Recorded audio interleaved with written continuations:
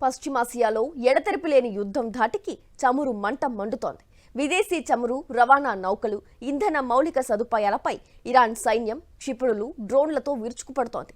ఫలితంగా బ్యారెల్ ముడి చమురు ధర గురువారం $100 దాటేసింది. యుద్ధం మొదలైన తరువాత ఏకంగా 38% పెరిగింది. గల్ఫ్ దేశాల్లోని అమెరికా సైనిక స్థావరాలను మూసివేసి దాడులు ఆపకపోతే బ్యారెల్ ధర $200లకు చేరడం తథ్యమని ఇరాన్ సైన్యం హెచ్చరించింది. పశ్చిమాసియాలో యుద్ధం మరింత తీవ్రమయ్యే సూచనలు కనిపిస్తుండడం, చమురు మంటలు మరింత పెరగడమే తప్ప ఇప్పట్లో చల్లారే సంకేతాలు లేకపోవడం ప్రపంచ దేశాల గుండెల్లో గుబులు పుట్టిస్తోంది. కీలకమైన చమురు రవాణా మార్గమైన హార్మోజ్ను దిగ్బంధించడం ద్వారా ప్రపంచ దేశాలపై, ముఖ్యంగా అమెరికాపై ఆర్థికంగా ఒత్తిడి పెంచడమే ఇరాన్ వ్యూహంగా కనిపిస్తోంది. అమెరికా వైమానిక దాడుల్లో వందలాది మంది చిన్నారులు సహా సాధారణ ప్రజలు బలైపోవడం పట్ల ఇరాన్ నూతన సుప్రీం లీడర్ మొజ్తబా ఖమేనీ తీవ్రంగా స్పందించారు. తమ బిడ్డల మరణాలకు ప్రతీకారం తీర్చుకోక తప్పదని తేల్చి చెప్పారు. ఇరాన్ యుద్ధం గురువారం 13వ రోజుకు చేరుకుంది. ప్రతి దాడులు యథాతథంగా కొనసాగుతూనే ఉన్నాయి. గల్ఫ్ దేశాలే లక్ష్యంగా ఇరాన్ సైన్యం బాంబులు మోత మోగించింది. దుబాయ్ తీరంలో కంటైనర్ నౌకపై దాడికి దిగింది.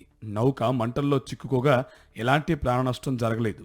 బహ్రెయిన్ ఇంటర్నేషనల్ ఎయిర్పోర్ట్ ఉన్న మొహరాఖ్ ద్వీపాన్ని సైతం ఇరాన్ లక్ష్యంగా చేసుకుంది. క్షిపణి దాడుల్లో పెద్ద ఎత్తున మంటలు చెలరేగాయి. సౌదీ అరేబియాలోని అతిపెద్ద చమురు క్షేత్రంపై డ్రోన్ను ప్రయోగించింది.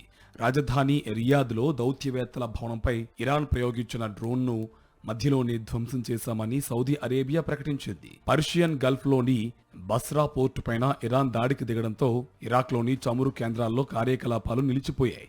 గల్ఫ్లో దాడులు ఆపాలంటూ ఐక్యరాజ్య సమితి భద్రతా మండలిలో ఆమోదించిన తీర్మానాన్ని ఇరాన్ ఏమాత్రం ఖాతరు చేయడం లేదు. ఇజ్రాయెల్పై దాడులు పరంపర కొనసాగుతూనే ఉంది. హెజ్బొల్లా మిలిటెంట్లు లెబనాన్ భూభాగం నుంచి ఉత్తర ఇజ్రాయెల్పై 200 రాకెట్లు ప్రయోగించారు.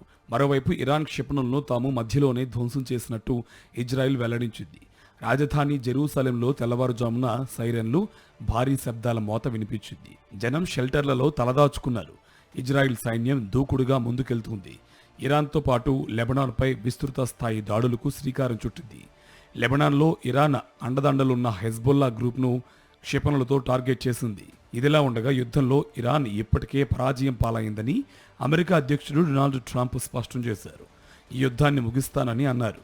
ఇరాన్ యుద్ధం అమెరికాకు ఆర్థికంగా మోయలేని భారంగా మారుతోంది.